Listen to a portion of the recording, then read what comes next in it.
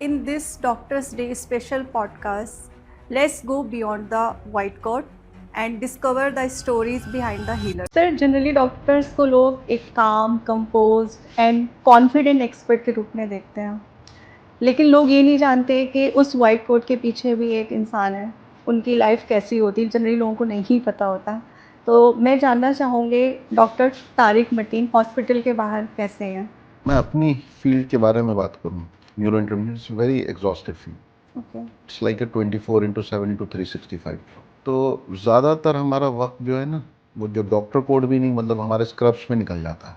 कुछ ऐसे भी फेजेस आते हैं जहाँ if we get an adequate sleep we found it कि वी आर ब्लेस्ड। सो उसके बाहर की दुनिया जो है ना, बहुत बार हमें पता ही नहीं चल पाता। सिंपल शब्दों में न्यूरो इंटरवेंशन क्या है? कॉमन लैंग्वेज में बोलते हैं, अरे वो मरीज को ब्रेन हेमरेज हो गया।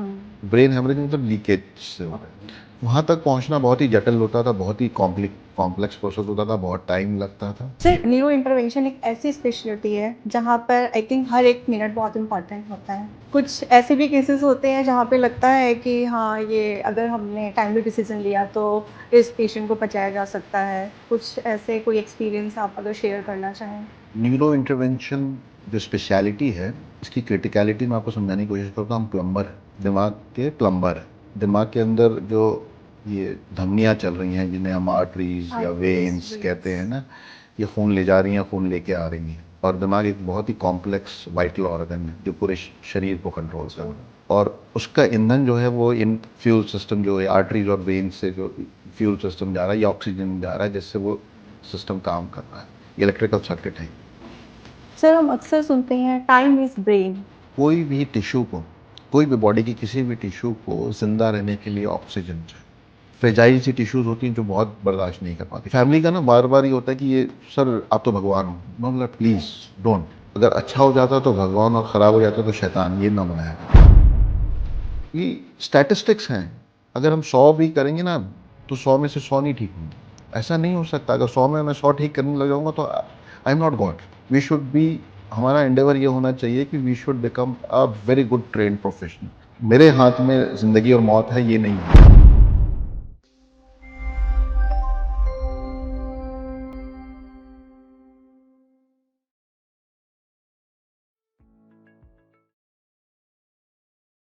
हेलो एवरीवन, मैं हूं नमता सिंह और आप सभी का स्वागत है ब्लू ओशन हेल्थ नेक्स्ट के इस स्पेशल डॉक्टर्स डे एपिसोड में।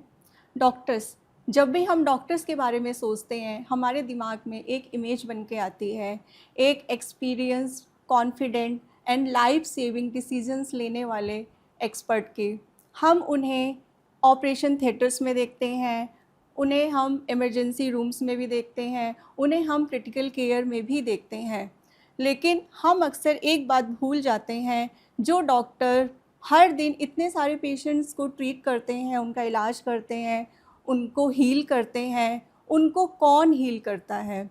और इसी बात को सामने लाने के लिए इस साल की डॉक्टर्स डे थीम है behind the mask who heels the healers. और इसी थीम पर बात करने के लिए आज हमारे साथ मौजूद हैं एक बहुत ही respected neuro intervention specialist doctor Tariq Mateen. Doctor Tariq Mateen is the chief and director of neuro intervention at Artemis hospital Gurugram. Sir Blue Ocean Health Next के इस डॉक्टर्स डे स्पेशल एपिसोड में आपका बहुत बहुत स्वागत है। Thank you for having me here. Sir आपको 23 year से भी ज़्यादा का एक्सपीरियंस है एंड हर सक्सेसफुल डॉक्टर के पीछे एक लॉन्ग जर्नी होती है जो कि डिग्री और अचीवमेंट से पहले ही स्टार्ट हो जाती है। तो सर सबसे पहले मैं आपकी मेडिकल जर्नी के बारे में जानना चाहूँगी कि आपको डॉक्टर बनने की इंस्पिरेशन कहाँ से मिली? मैं सच बताऊं तो कभी इंस्पायर्ड ही नहीं हुआ डॉक्टर बनने के लिए। ओके।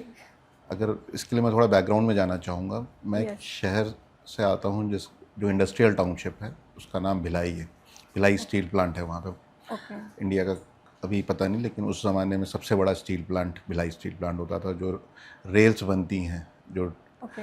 इंडियन रेलवे को रेल सप्लाई होती है, वो वहीं से होती है। काफ़ी बड़ा steel plant. Okay. So by virtue of that, Bhilai was a cosmopolitan city. People came from various backgrounds, various parts of country, various parts of the world to start that plant. It was started by a Russian Soviet aid 1955 में. Oh. So there were Russians, there were Germans, there were Great. Japanese people in our thing. It was a huge mini India था. And because it was a steel plant, so most of the people were engineers. Okay. हम जिस society में रहते थे तो वहाँ engineer ज़्यादा होते थे, तो सबके फादर इंजीनियर हैं तो बच्चे को इंजीनियर बनना है. एंड जिस स्कूल में से मेरा 11th और 12th हुआ, वो this school was known for IIT selections. In fact हमारा बैच जो था, मुझे याद है, I have taken bio maths, दोनों लिया हुआ था, क्योंकि स्टिल मैं कंफ्यूज था कि क्या करना है. दोनों सब्जेक्ट बायो और मैथमेटिक्स दोनों लिया हुआ था. Our section, our unit have got top 100 में 4 रैंक्स आई थी फर्स्ट सिलेक्शंस में आईआईटी में. So always had a legacy of N IIT selection. So always दिमाग में था कि बच्चों को ना वहाँ पे इंजीनियरिंग ही करना है. समहाउ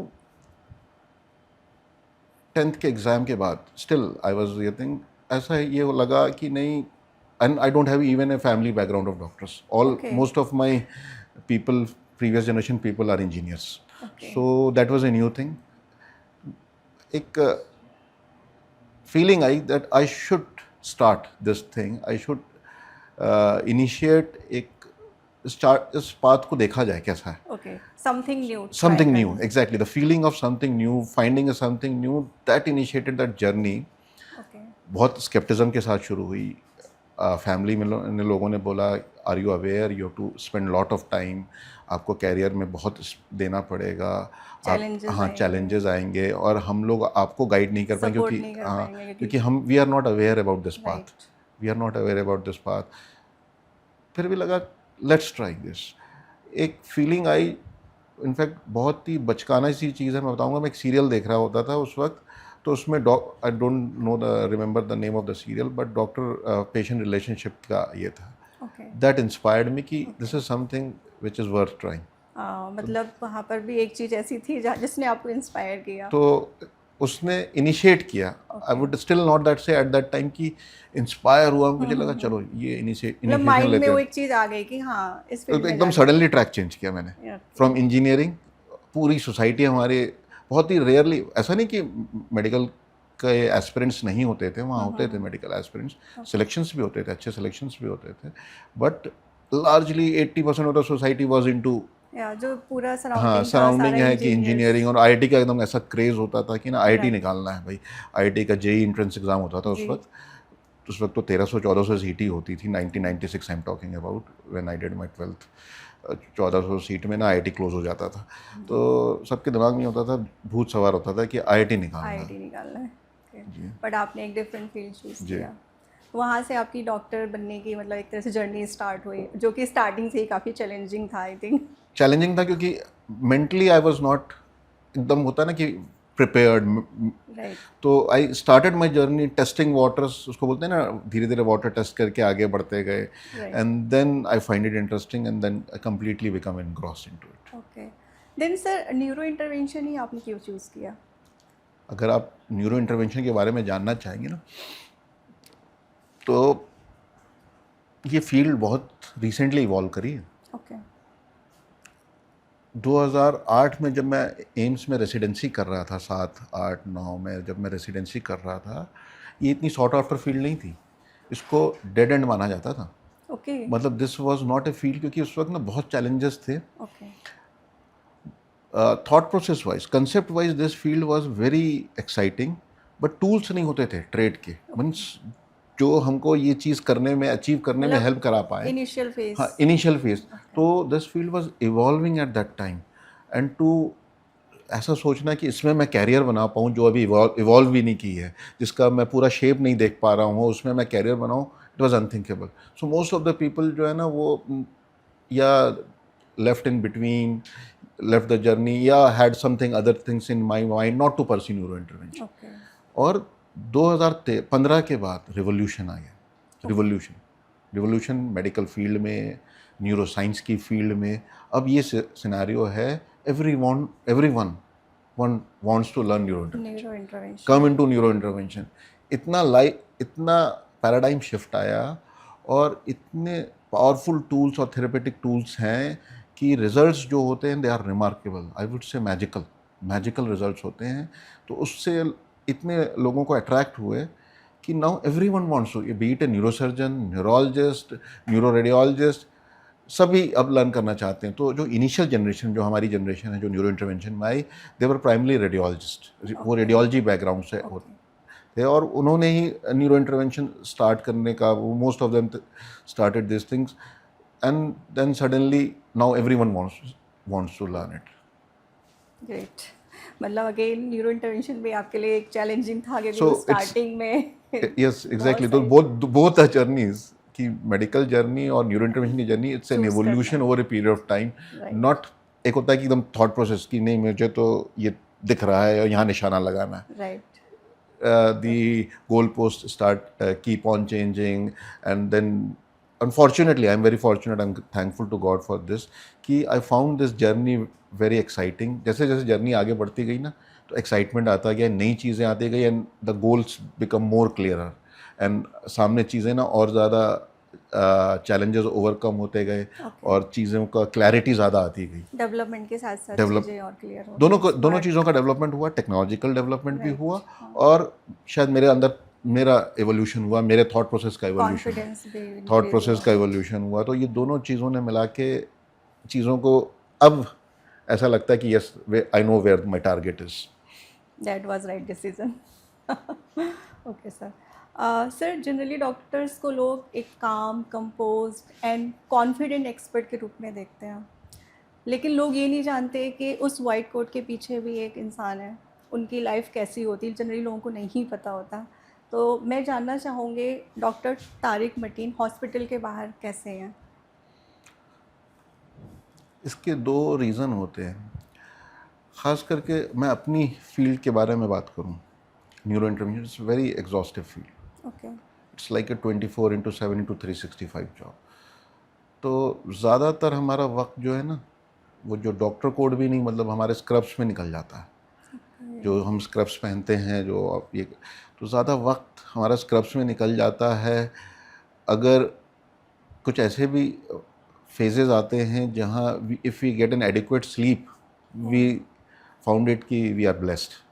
सो उसके बाहर की दुनिया जो है ना, बहुत बार हमें पता ही नहीं चल पाती। बट हैविंग सेड दैट, एक इस तरह से तो ज़िंदगी बर्न आउट हो जाएगी ना, मतलब you don't have a that long career with that unless until you are so much engrossed into it.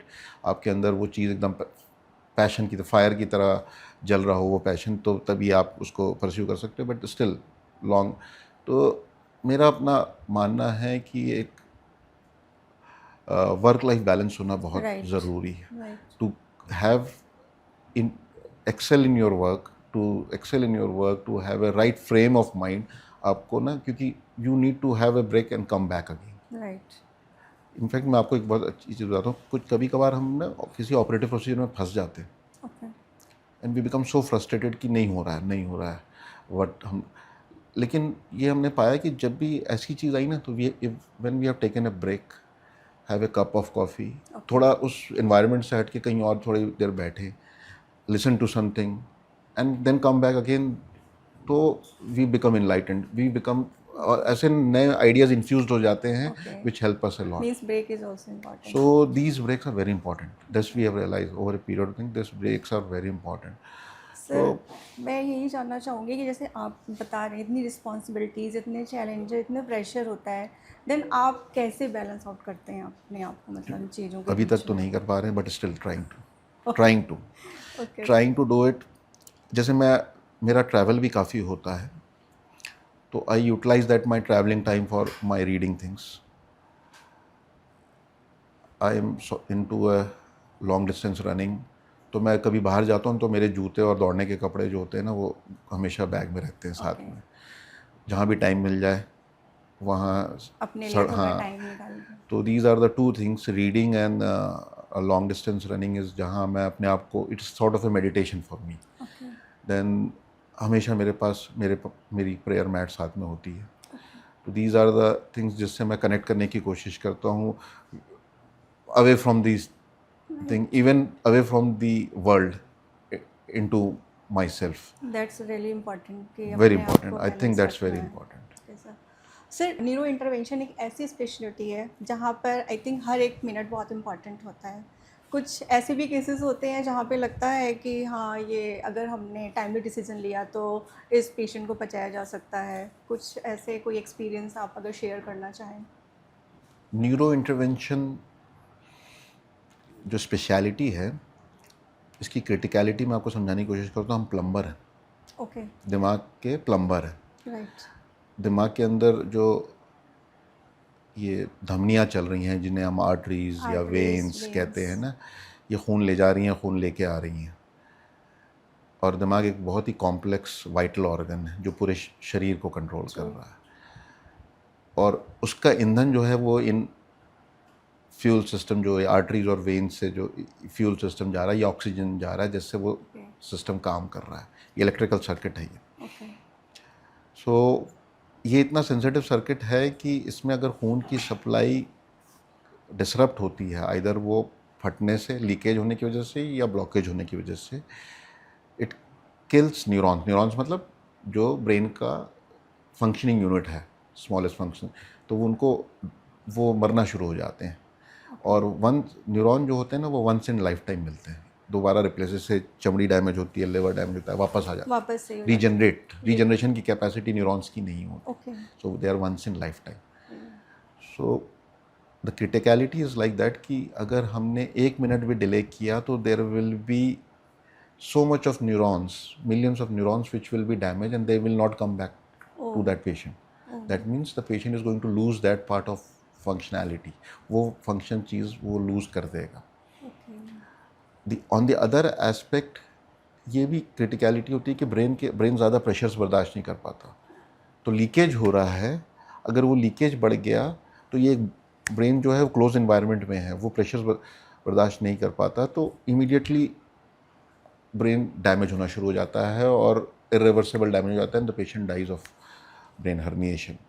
So these are the, तो न्यूरोवैस्कुलर डिजीज से हम प्राइमरी डील करते हैं, एंड इसमें the all are time bound emergencies. एक एक minute important होता है, and we see patient moving. अगर हम लाइन ड्रॉ करें ना, इधर डेथ है और इधर लाइफ है, we see patients oscillating in between them. We have seen ourselves कि ना पेशेंट इधर से उधर ऑसिलेट करता है, तो वी स्टैंड एट दैट, हम उस बॉर्डर पे बैठे होते हैं जहाँ हमें दिख रहा होता है कि, और मैं आपको एक रियल लाइफ इंसिडेंट्स बताना चाहूँगा, one of the which still I remember very vividly. There are so many of them, but this I remember very vividly. एक हमारे पास मरीज़ आया, वो ब्रेन हेमरेज से था, बहुत ही कॉम्प्लेक्स उसको डिजीज़ थी, बहुत जगह गया, फाइनेंशियली काफ़ी चैलेंज थे वो लोग, तो काफ़ी जगह गए, काफ़ी अच्छे इंस्टीट्यूट्स में भी गए, they were not being offered anything. We said ठीक है, we will take up this challenge. We did the procedure, we did it very well. उसके बाद मेरी एक सब्सिक्वेंटली एक मीटिंग थी with the management, and this operation theatre was on the second floor, and हमारा procedure room, not the operation theatre, that is an angio suite जिसे कहते हैं, and the meeting was at the basement. तो I move down and I asked my team कि इनको एक conclusion कराएं और शिफ्ट कराएं patient. While I was in the mid of the meeting, someone called me. There were so many calls which were coming up, बहुत सारे calls आने शुरू हो गए, तो then फिर मैंने बीच में, क्योंकि it was with the higher echelons of the management, so I said I have to pick up this call, I think something is wrong. I called, I pick up the call, they said कि sir वो जो patient है जो table से ये था ना, तो we usually go from the groin side से ना ब्रेन के अंदर जाते हैं, आइदर ग्रॉइन और द रेडियल साइड से हम ब्रेन की आर्टरीज को ये करते, जो इंट्री साइट है उसके आसपास से कहीं से ब्लीड कर रहा है, एंड द पेशेंट की स्टेबिलिटी सही नहीं लग रही है, it is not looking, I think we have to फिर से वापस इंटूबेट करना पड़ेगा, इंटूबेट मतलब वेंटिलेटर पे लेना पड़ेगा। I rush down there and we checked, we found a big leakage in that artery, है ना। We tried to control. अब हमारे पास उसको कंट्रोल करने के लिए एक डिवाइस चाहिए होता है, वो हम बहुत बार रखवाने की कोशिश करते हैं, बट उस डिवाइस का जो इतनी स्कैरसिटी है दिल्ली में, शायद वो उतना वायबल नहीं हो पाता जो इंडस्ट्री और कंपनी लेके आती है कि वो हर हॉस्पिटल में रखवा पाए, but they are sometimes become life saving. और ना इस तरह के इंसिडेंट्स बहुत रेयर भी होते हैं। तो वो डिवाइसेस रखे रह जाते हैं, साल 2 साल एक्सपायर हो जाते हैं, तो देन दी कंपनीज कहती हैं कि सर वो तो एक्सपायर हो गया, इतना महंगा डिवाइस था। At that time we required that device, वो डिवाइस था ही नहीं। और वो ज़्यादातर उनके वेयर हाउसेज बहुत दूर दूर होते हैं, तो 2-2, 3-3 घंटे। तो पेशेंट जो है ना वो इस तरह से ऐसा होता है ना जैसे कोई ऊपर से बॉल छोड़ दी गई हो, उस तरह उसका blood pressure was going down and I could see the patient कि उसका चेहरा कैसे एकदम पेल होता है, ऐसा लगता है कि सोल निकाल लिया जाए ना, तो एकदम चेहरा अचानक से पेल हो जाता है। तो the blood pressure was going down, heart rate was going, so इतना प्रोफ्यूजली ब्लीड कर रहा था। somehow we found a mechanism to control, somehow, मतलब I don't know, somehow, and somehow fortunately, मतलब it was a God, उसको बोलते हैं ना डेस्टिनी, उस पेशेंट की डेस्टिनी में था। somebody rang that company कि भाई ये डिवाइस कितनी देर में मिल सकता है, और उनका जो डिलीवरी बॉय था he was passing near our hospital for some other hospital में रखने के लिए। That's great. एंड उसने ना usually they go by motorcycles, तो they don't pick up the phone, they go by motorcycle, तो वो फ़ोन भी नहीं उठाते। उसने शायद पानी पीने के लिए रुका या किसके लिए रुका, गॉड नोज, मतलब उसने अपनी मोटरसाइकिल रोकी और उसने फ़ोन उठा लिया कि मैं तो यहीं पर हूँ, मतलब 2 मिनट का है। बोला इमीडिएटली रश करो। Right. और ये इंसिडेंट्स को 6 साल हो गए, वो पेशेंट मेरी ओपीडी में भी आता है। सो आई अंडरस्टैंड, walk in आती है वो, that lady, she comes in with the thing, so this is the criticality what we deal with. This is really great to know. Sir जैसे कोई पेशेंट क्रिटिकल केयर में, critical situation में आते हैं, then उनके साथ उनकी जो फैमिली होती है उनका भी बड़ा प्रेशर होता है उस टाइम पे, एक उम्मीद भरी नज़र से वो डॉक्टर को देखते हैं, और वो क्योंकि पेशेंट भी क्रिटिकल सिचुएशन में है, तो उस टाइम पे कितना मुश्किल होता है उस प्रेशर के साथ अपने आप को फोकस करना राइट डिसीजन लेने के लिए। somehow over a period of our practice हम इस चीज़ के लिए ट्रेन हो जाते हैं। Right decision, at least right decision, क्योंकि यही हमारी ट्रेनिंग है ना, as a we are trained professionals. हमें कुछ चीज़ें करनी है जो उस सिचुएशन के लिए, उस पेशेंट के लिए राइट है ना, स्टैंडर्ड्स के हिसाब से, स्टैंडर्ड ऑपरेटिंग प्रोसीजर। तो we have been trained into that, और we train people for that कि वो इस चीज़ के लिए कैपेबल हों कि जो treatment decisions and treatment options right choose कर पाएँ। Now coming to the other aspect कि फैमिली को डील करना, यस इट इज़ वेरी, क्योंकि ये भी बहुत बैकग्राउंड से आते हैं। इनफैक्ट अगर हम बोलें, we are the part of society. I being a doctor, मैं अपने आप को आइसोलेट नहीं कर सकता ना, I am the part of the society. जो सोसाइटी के अंदर चल रहा है, I am influenced by that, मैं उससे इन्फ्लुएंस्ड हूँ। मैं आइसोलेटेड एक सिस्टम नहीं हूँ ना कि मैं एग्जिस्ट कर रहा हूँ, मैं डॉक्टर हूँ तो मैं एग्जिस्ट कर रहा हूँ, या ये उस पेशेंट के अटेंडेंट्स हैं तो वो एग्जिस्ट एक आइसोलेशन में, वैक्यूम में एग्जिस्ट ये कर रहे हैं। They are the part of the system. तो जो सोसाइटी के अंदर एट प्रेजेंट जो थॉट प्रोसेस है, फॉर विच इज़ गुड और bad I don't know, but we have to handle that as a doctor, हमारे अंदर की फीलिंग को भी और उनके अंदर की फीलिंग को भी। सो एक बड़ा स्टेटमेंट ये होता है, मतलब विच आई फाइंड वेरी लॉजिकल, विच आई से टू एवरी ये थिंग, कि फैमिली का ना बार बार ये होता है कि ये सर आप तो भगवान हो। मतलब please don't say, we are, again I am saying, we are trained professional to do things, है ना। अगर अच्छा हो जाता तो भगवान और ख़राब हो जाता तो शैतान, ये ना बनाया करो, है ना। क्योंकि स्टैटिस्टिक्स हैं, अगर हम 100 भी करेंगे ना तो 100 में से 100 नहीं ठीक होंगे। देयर विल बी 2 और 3 पेशेंट्स, हर प्रोसीजर के अपने स्टैटिस्टिक्स, तो we will be caught by law of averages. वो स्टैटिस्टिक्स हमें कैच करेगा।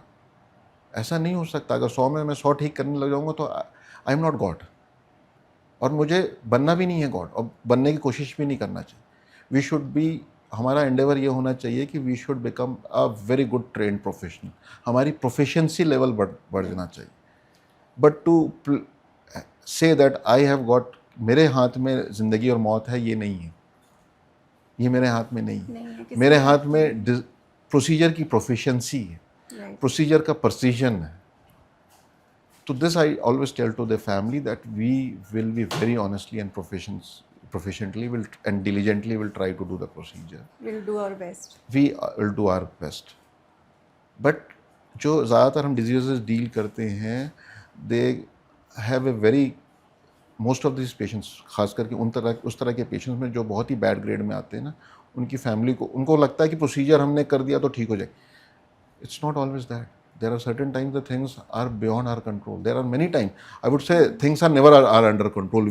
हम presume करते हैं कि हम God play कर रहे हैं, कि things are under control, but things are always, I am a firm believer in. I think it depends upon the situation of patient. The situation of the patient also, the grade of the patient also, and there are certain, बहुत बार ऐसे patients ऐसे ये आते हैं कि जो non salvageable होते हैं, ऐसे हमें लगता है कि वो borderline पे हैं, कर रहे हैं, but sometimes we take a leap of faith कि नहीं, करके ट्राई देते हैं. एटलीस्ट यंग आए है, 30 साल 40 साल के लोग हैं, अगर if we are able to be successful we probably save a life.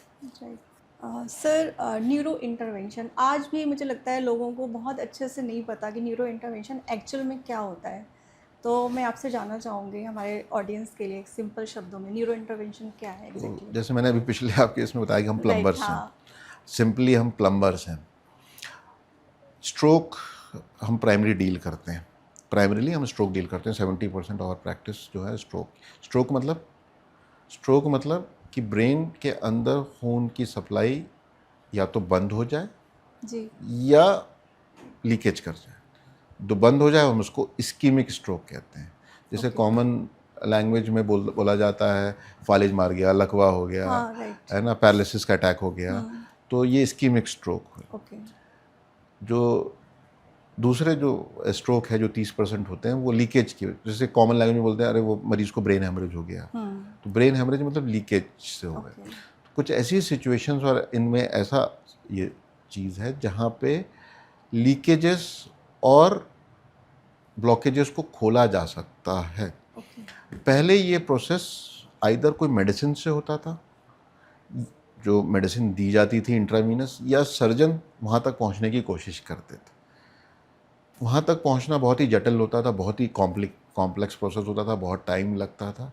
तो न्यूरो इंटरवेंशन एक ऐसा प्रोसेस इवॉल्व हुआ जहाँ आप जल्दी सेफली, रिलेटिवली सेफली पहुँच सकते हैं टू रिपेयर दीज लीकेजेस और ओपन दीज ब्लॉकेजेस, जहाँ दवाएं नहीं पहुंच पाती ब्लॉकेज खोलने के लिए, या रिपेयर करने के लिए सर्जन को बहुत एग्जॉस्टिव करना पड़ता है. Over a period of time it has become a preferred choice कि इतने अच्छे रिजल्ट्स दिखने लगे कि अब इसको गाइडलाइंस कहती है, स्ट्रोक में गाइडलाइन या हेमरेजिक स्ट्रोक में गाइडलाइंस कहती है, जहाँ लीकेज के हमें साइट्स दिख रहे हैं, कि दिस इज़ द प्रिफर्ड और the treatment of choice. Stroke में तो the treatment of choice, haemorrhagic में this is the preferred treatment of choice, कि दिस शुड बी ऑफर्ड, ये ऑफर करना चाहिए rather than surgical, open surgical treatment. So and ये evolution पिछले 10 साल में तो हुआ ही, और ये तेज़ी से इवॉल्व कर रहा है. आने वाले 10 साल में हो सकता है ऐसी चीज़ें हम सुने जो यहाँ से काफ़ी आगे हों, जिस तरह से चीज़ें इवॉल्व कर रही हैं, टेक्नोलॉजी इवॉल्व कर रही है. राइट. सर, आपने स्ट्रोक के बारे में बताया कि उसमें इसका क्या मतलब ऐसे रोल होता है, कितना इम्पोर्टेंट रोल है. बाकी की जो ब्रेन वेस्कुलर डिजीज़ेज़ होती हैं वो और कौन सी होती हैं, और उनमें क्या रोल है न्यूरो इंटरवेंशन? इसके अलावा हम ब्रेन में एक आर्टेरियोवीनस मालफॉर्मेशंस होते हैं, वो डील करते हैं. आर्टेरियोवीनस मालफॉर्मेशन या ड्यूरल फिस्टुलास, ये आर्टरी और वेन के बीच में एबनॉर्मल कम्युनिकेशंस हो जाते हैं, जो ब्रेन के अंदर सीजर की एक्टिविटी या ब्लीडिंग्स या एबनॉर्मल मूवमेंट क्रिएट कर सकते हैं. बहुत सारी वीनस पैथोलॉजीज़ हैं जो अभी हमने रिसेंटली हमने शुरू किया है, ये पिछले 2-3 सालों में. ब्रेन के अंदर ख़ास करके ओल्ड एज में जो जेरियाटिक पेशेंट्स होते हैं उनमें कलेक्शंस हो जाते हैं ब्रेन के बाहर, जिसे हम क्रॉनिक सबड्यूरल हाइग्रोमास कहते हैं. उनमें हम ट्रीटमेंट ऑफ़र करते हैं. पेशेंट्स को ब्रेन के अंदर हम इडियोपैथिक, ब्रेन का प्रेशर अपने आप बढ़ जाता है, उसका हम इडियोपैथिक रीज़न नहीं पता होते, तो इडियोपैथिक इंट्राक्रेनियल हाइपरटेंशन कहते हैं कि ब्रेन के प्रेशर बढ़ गया, जिससे विजन का लॉस होना या कानों में आवाज़ आना या हमेशा से सर भारी रहना, ये सिम्टम रहते हैं, इसमें हम वीनस ट्रीटमेंट ऑफ़र करते हैं, वीनस स्टेंटिंग करते हैं। इसके अलावा जैसे इसका रिवर्स, जैसे हाइपरटेंशन ब्रेन में होता है, तो ब्रेन में सिर्फ ब्रेन के अंदर हाइपोटेंशन होगी, बॉडी का एक, आपने जैसे सुना होगा ना, बॉडी का हाइपरटेंशन हो गया, बॉडी में मीन्स हाइपरटेंशन की डिजीज, ये जस्ट ब्रेन के अंदर की चीज़ के एनवायरनमेंट की बात बता रहा हूँ। तो ब्रेन के अंदर हाइपरटेंशन हो सकता है, ब्रेन के अंदर हाइपोटेंशन हो सकता है, हाइपो दोनों हो सकता है। इन दोनों में हम ट्रीटमेंट ऑफर कर सकते हैं, न्यूरो इंटरवेंशन। स्पाइन की डिजीज़ में, स्पाइन में भी वेसल्स होती हैं जो दोनों पैरों को पैरालाइज कर जाती हैं, या दिक्कत शुरू हो जाए, स्पाइन के अंदर चेंजेस आने शुरू हो जाएं, वीनस आर्टेरियो वीनस मालफॉर्मेशन होते हैं। तो अगर मैं बिल्कुल शॉर्ट में बोलने की कोशिश करूं, तो जो भी आर्टरी और वेन से रिलेटेड डिजीज़ेज़ हैं जो ब्रेन को अफेक्ट कर रही हैं या स्पाइन को अफेक्ट कर रही हैं, उनमें हम हमारे पास ट्रीटमेंट ऑफर करते हैं, न्यूरो इंटरवेंशन थेरेपी। सर हम अक्सर सुनते हैं टाइम इज़ ब्रेन, मैं चाहूँगी आप इस चीज़ को एक्सप्लेन करें। तो ये पहले हमारा इसमें वी हैव एक्सप्लेन, सो कोई भी टिश्यू को, कोई भी बॉडी की किसी भी टिश्यू को ज़िंदा रहने के लिए ऑक्सीजन चाहिए। राइट। कुछ टिश्यूज़ होती हैं जो ऑक्सीजन की सप्लाई का कट ऑफ कुछ ज़्यादा देर तक बर्दाश्त कर सकती हैं, कुछ बहुत ही फ्रेजाइल सी टिश्यूज़ होती हैं जो बहुत बर्दाश्त नहीं कर पाती। टिश्यू मतलब बॉडी के किसी हिस्से का फंक्शनिंग यूनिट। सो जो हमने अभी वर्ड इस्तेमाल किया neuron, neuron very sensitive, most sensitive thing, neuron brain के जो फंक्शनल यूनिट्स होते हैं, ये ऑक्सीजन की सप्लाई का डिसरप्शन बिल्कुल बर्दाश्त नहीं कर पाते, within minutes they die. और दूसरी चीज़ कि ये रिवर्स नहीं होते, जैसे मैंने बताया ना, ये वापस रीजनरेट नहीं होते जी। रीजनरेट नहीं होते, लेकिन प्लास्टिसिटी होती है। प्लास्टिसिटी, ऊपर वाले ने क्या दिया कि रीजनरेशन कैपेसिटी नहीं दी ब्रेन को, लेकिन प्लास्टिसिटी दे दी। प्लास्टिसिटी मतलब उसके पड़ोसी जो होते हैं वो हेल्प करना, उसकी एक्टिविटी, अगर हम उन न्यूरॉन्स को बचा लें तो उनकी एक्टिविटी शुरू कर टेक ओवर कर लेते हैं। यही रिहैबिलिटेशन प्रोसेस इसी को कहते हैं। रिहैबिलिटेशन में ना, जो हम फिजियोथेरेपी कराते हैं, जो रिहैबिलिटेशन कराते हैं, ब्रेन का सिग्निफिकेंट हिस्सा डैमेज हो गया लेकिन हमने बाकी हिस्से ब्रेन को बचा लिया, तो वो जो बचा हुआ ब्रेन है वो कोशिश करता है टेक ओवर करने का, जो ब्रेन डैमेज हो गया है उसके फंक्शंस को, उसको टीच करना पड़ता है।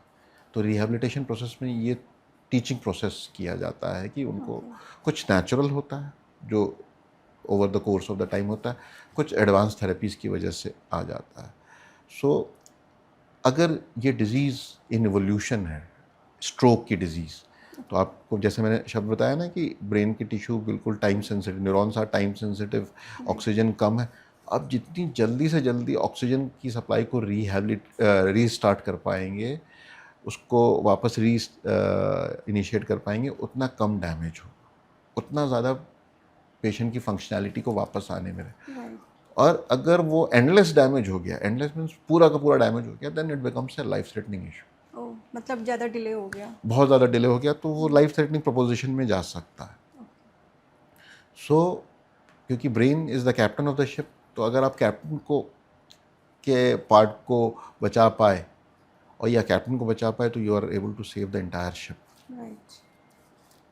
तो मतलब इसीलिए कहते हैं कि न्यूरो इंटरवेंशन की जो स्पेशलिटी, इसमें हर एक मिनट बहुत इंपॉर्टेंट होता है। जी, इसीलिए हम 24/7 to 365 हमें अवेलेबल रहना पड़ता है, हमें और हमारी टीम को। Fortunately I have got a very good supporting unit, big unit.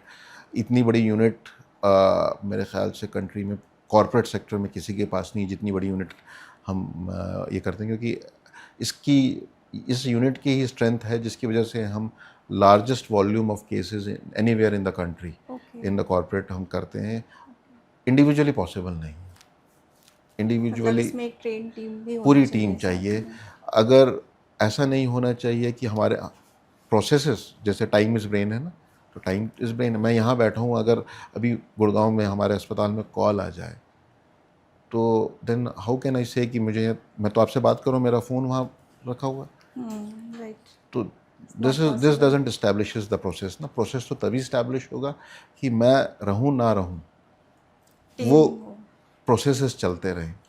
तो the idea is to establish those processes कि हम वो प्रोसेस एस्टैब्लिश कर पाएँ.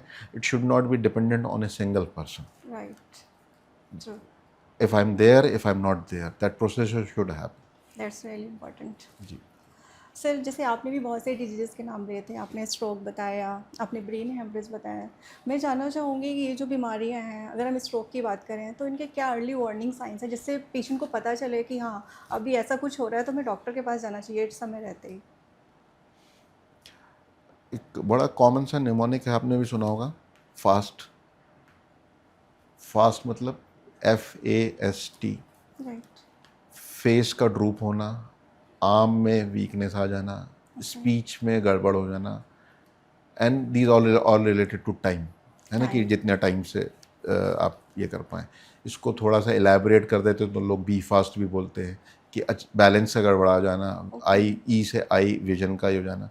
तो फास्ट, बी फास्ट, इन निमोनिक में अगर हम रखें तो 60% of the time, 60 to 70% of the time हम स्ट्रोक को आइडेंटिफाई कर लेते हैं कि अगर इनमें से कोई भी अचानक से कोई चीज़ हुई, हाथ काम कर रहा था अब नहीं काम कर रहा, बोल पा रहे थे अब नहीं बोल पा रहे, बैलेंस अचानक से बिगड़ गया, विजन में अचानक से जैसे कोई पर्दा गिर गया, काला विजन चली गई अचानक से, तो ये स्ट्रोक के लक्षण हैं, सिम्टम है.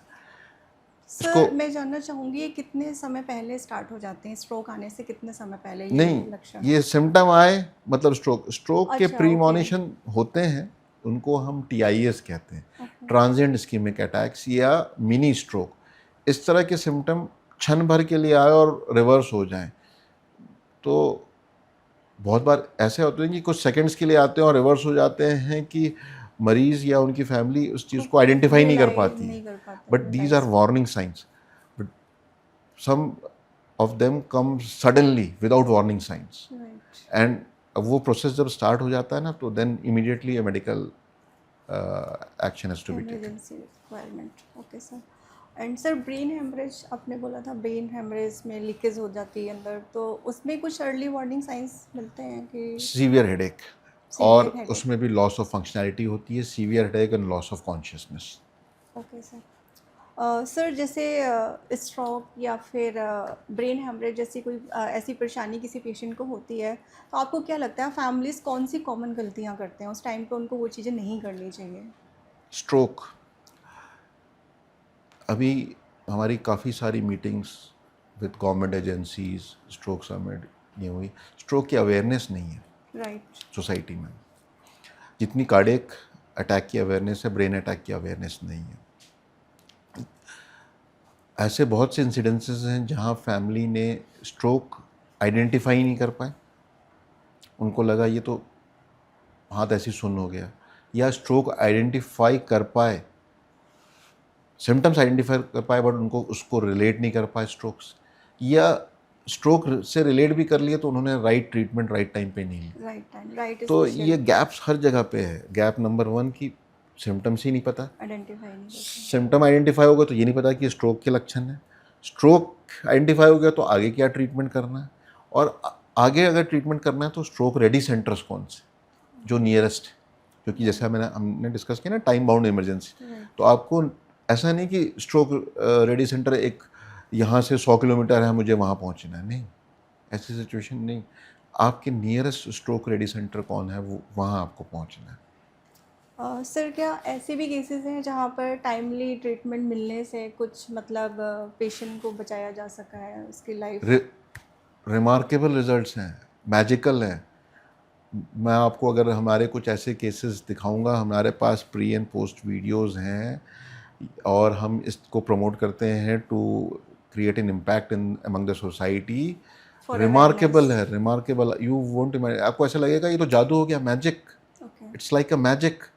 जब हम रिवर्स करते हैं, क्लॉट निकालते हैं, कभी कभार मीन्स आई वुड से 10 to 20% of the time, sometimes it takes time, 20% of the time अगर स्ट्रोक जल्दी हमारे पास आ रहा हो, टेबल पे हम मरीज़ देखते हैं वापस. टेबल पे हम मरीज़ देखते हैं वापस. और ख़ास करके यंग पेशेंट्स, हम जिस एरिया में प्रैक्टिस करते हैं गुड़गांव में ना, वहाँ यंग पॉपुलेशन बहुत है. yes, sir. और वहाँ पे यंग आईटी सेक्टर वाली पॉपुलेशन या उसको कॉल सेंटर्स वाली पॉपुलेशन, अब तो कॉल सेंटर का कंसेप्ट ही ख़त्म ये हो रहा है, बट इस तरह की यंग माइग्रेंट पॉपुलेशन बहुत है जो अपनी फैमिली से बहुत दूर रहते हैं, बट उनकी लाइफस्टाइल इतनी ख़राब हो चुकी है, दे सफ़र दीज स्ट्रोक्स, और उनके कलीग्स लेके आते हैं तो वो डिनायल में होते हैं कि इतने बड़े 25 साल 30 साल में स्ट्रोक हो गया, डॉक्टर साहब क्या बोल रहे हो, पहले ठीक से अब देखो बताओ, तो एक्सेप्ट ही नहीं कर पाते। फिर हम उनकी फैमिली को कॉल करते हैं, लगाते हैं, उनके पेरेंट्स, नहीं डॉक्टर साहब आप किसी और पेशेंट के बारे में बात करोगे, मेरा बच्चा तो 30 साल का है, 35 साल का है, स्ट्रोक नहीं होता। फिर हम बताते हैं नहीं स्ट्रोक हो गया, हमको इमीडिएटली ये ट्रीटमेंट करना है। और हमें तो कुछ ऐसे अच्छे केसेस याद हैं कि मरीज वाज मतलब विद अच्छे केसेस मीन्स फॉर्चुनेट एंडिंग हुए जिनकी, जहाँ मरीज was going down like this and then suddenly the family took a decision.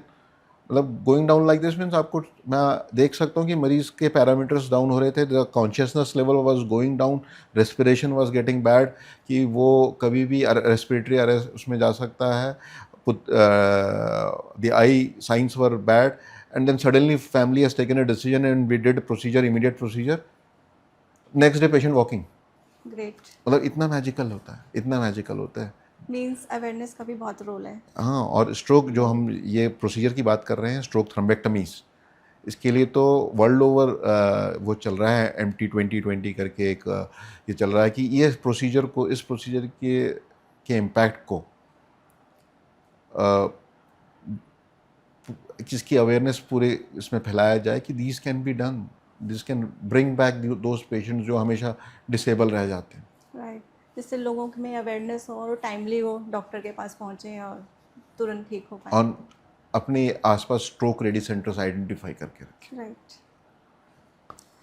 Sir stroke जैसे आपने बताया ये वार्निंग साइंस होते हैं, एंड मतलब स्ट्रोक आने ना आए ना हो हमें हमारी फैमिली में, तो इसके लिए कुछ ऐसे प्रिवेंशन टिप्स या कुछ ऐसी एडवाइस आप शेयर करना चाहेंगे लोगों के लिए कि जिससे कि वो स्ट्रोक से या न्यूरो प्रॉब्लम से बचे रहें?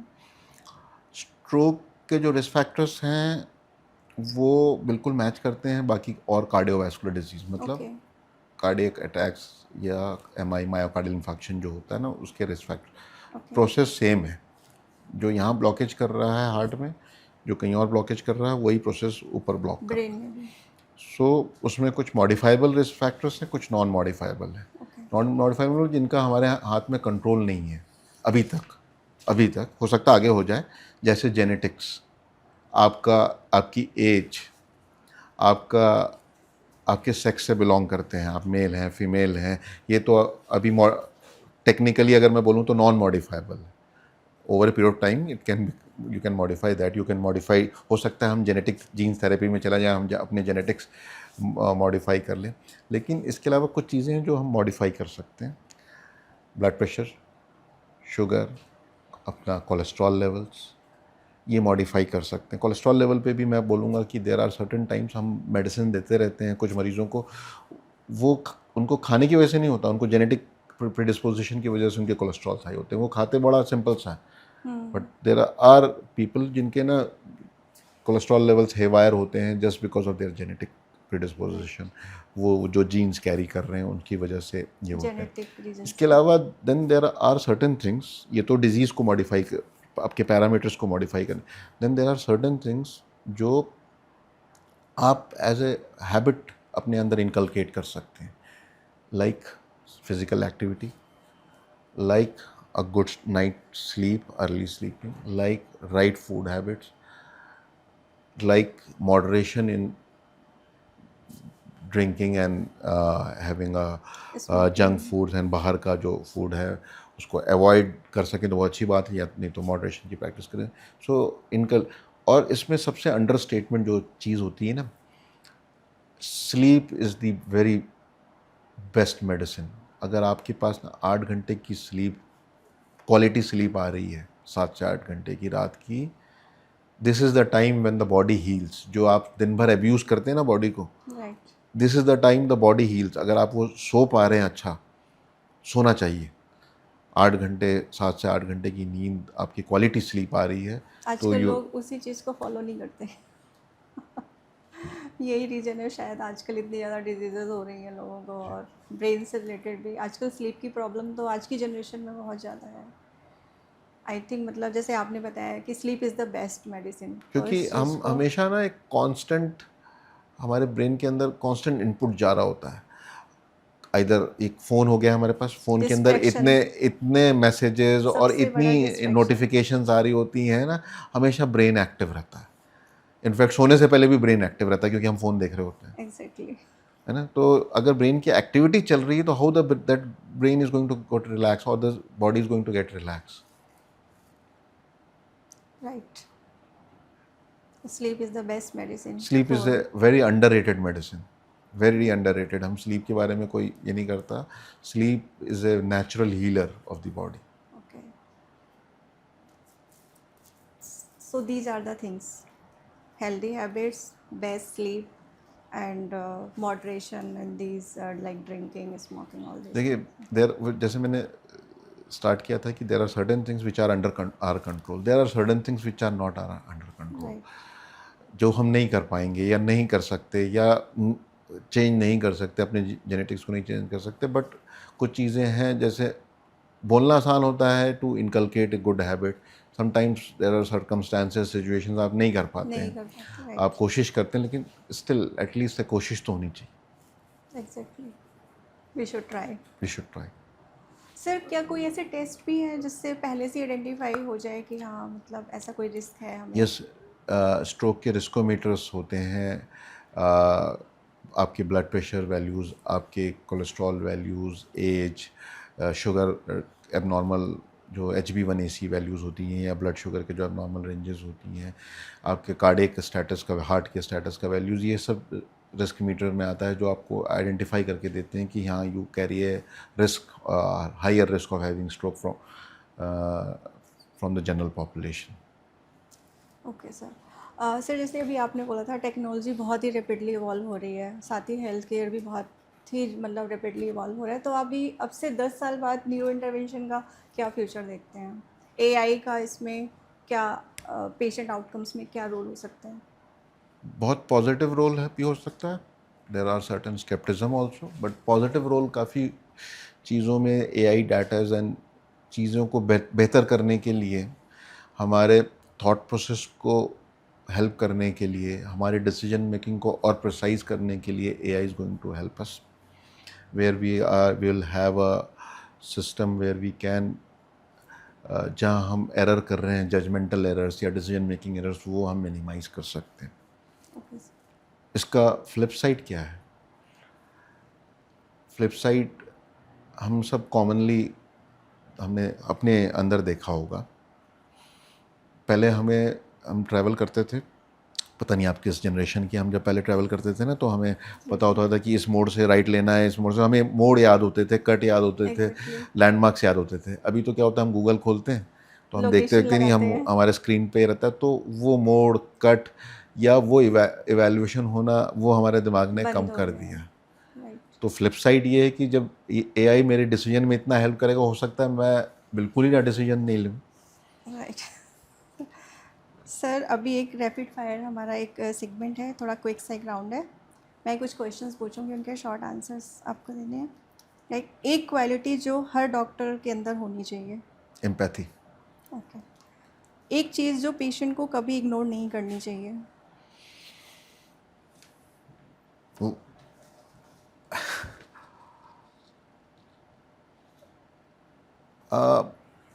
मतलब मैं तो अपने हिसाब से रैपिड फायर में कैसे बोलूँ, पेशेंट को इग्नोर नहीं करनी चाहिए। They should be aware about symptoms, about the disease, awareness. Awareness. Healthy brain के लिए एक हैबिट। स्लीप। स्ट्रोक के बारे में एक कॉमन मिसकंसेप्शन। कि ब्रेन अटैक जो है वो हार्ट में होता है, स्ट्रोक हार्ट से रिलेटेड है। Right. बहुत कॉमन मिसकंसेप्शन है हमारे पास। Right. लेके आते हैं, बोलते हैं डॉक्टर साहब हार्ट चेक कीजिए। Yes sir. अगर किसी को स्ट्रोक सस्पेक्ट हो तो सबसे पहले क्या स्टेप होना चाहिए? सॉरी, सबसे पहले क्या स्टेप होना चाहिए अगर किसी को stroke ready centre. Stroke ready? Stressful day के बाद रिलैक्स करने के आपके फेवरेट तरीका? Long run. Long run. Medicine को डिफाइन करने वाला एक वर्ड। हील।